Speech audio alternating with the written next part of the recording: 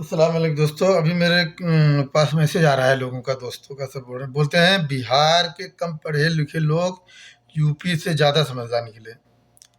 उन्होंने दही बिछाने से अच्छा हिस्सेदारी के लिए वोट डाला। सही बात है। अभी है यूपी वालों का ही नंबर आएगा, सबर करिए। बिहार वालों, इतनी जल्दीबाजी क्या है? अभी हमारे पास टाइम है। 27 में वोट है, अभी तो 25 खत्म होने वाला है। और अवैसी साहब जो है, मैं लाइव जाके मैसेज किए हैं बिहार में जीतने के बाद। उन्होंने कहा कि जिन जिन लोगों ने जो है बिहार में आके हमारे खिलाफ प्रचार किया है यूपी से, हम उन लोग को जवाब देंगे यूपी में आके 2027 इलेक्शन में।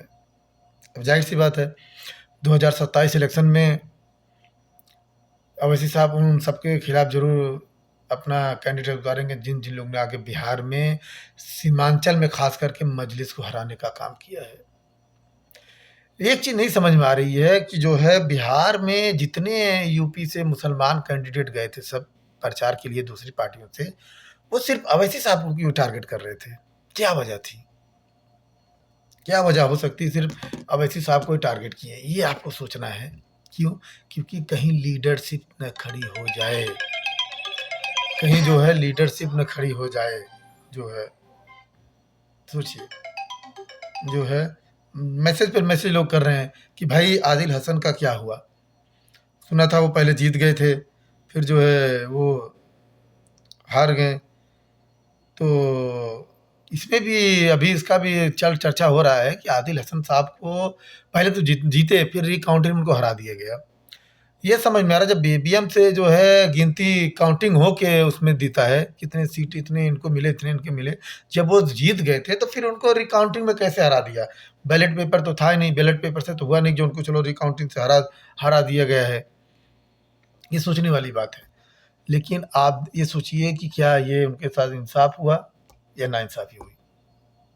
क्योंकि जो बंदा जीत गया, बहुत सी ऐसी सीटें मुसलमानों की जहाँ पे लोग जीते हुए समझो थे, कुछ वजह से हार गए। क्यों? क्योंकि उसमें कुछ दरी बिछाने वाले लोग खड़े हो गए थे।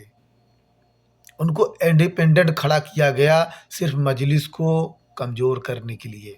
ये आप ध्यान रखिए। कितने सीट जो है उनको कम किया गया? कम से कम 8 सीट मान के चलिए जो है कन्फर्म जो सीट जीत रहे थे, कम मार्जिन से हारी है मजलिस। 8 सीट ऐसी है। अगर वहाँ पे ये इंडिपेंडेंट कैंडिडेट न खड़ा होते, मुसलमानों का वोट न बढ़ता, तो ये यकीन था कि मजलिस जो है 12 से 14 सीट आराम से जीत रही थी। और एक सीट तो बलरामपुर का आप जान ही रहे हो, उसको तो जानबूझ के हराया गया है। क्या दबाव था उनको हराने के पीछे? डीएम के ऊपर कैसे रिकाउंट काउंटिंग हुआ, हर कोई मान सकता है। लेकिन भाई मेरा कहना था जब उसमें काउंटिंग होता है बराबर होता है, फिर रिकाउंटिंग करके कैसे हराया गया? ये सवाल है। रही बात आदिल हसन साहब की, तो आप कोर्ट में जाइए या आप कुछ दूसरा रास्ता अपनाइए जो भी है, लेकिन आप आने वाले अगले चुनाव की तैयारी करिए एमपी बनने के लिए।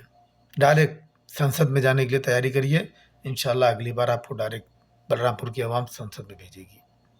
अगली बार वोट आपका नहीं कटेगा, ये यकीन के साथ हम लोग कह सकते हैं। मजलिस अगली बार जब भी बिहार में लड़ेगी, इससे ज़्यादा सीट पे लड़ेगी। और आने वाले अगले चुनाव बिहार यूपी में आप देखिए मजलिस कितने सीटों से लड़ती है। क्या गठबंधन कर सकती है? किसके साथ गठबंधन हो सकता है?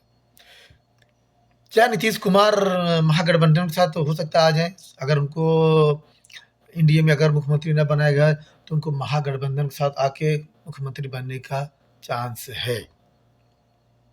कि अगर मजलिस की भी वो 5 सीट ले लेंगे ना, तो पक्का आराम से वो सरकार बना सकते हैं। बाकी फैसला उनके हाथ में है, क्या करना चाहें क्या नहीं। इसके लिए आप मुझे कमेंट में जवाब दीजिए और लाइक करिए, शेयर करिए, मेरे चैनल को सब्सक्राइब करिए और मुझे बताइए कि क्या मजलिस को जानबूझ के यूपी में बिहार में हराया गया है? उन इसके लिए आप लोग का मैं कमेंट वेट करूँगा। चलिए अल्लाह हाफ़िज़, फिर अगले वीडियो में मिलते हैं आपको।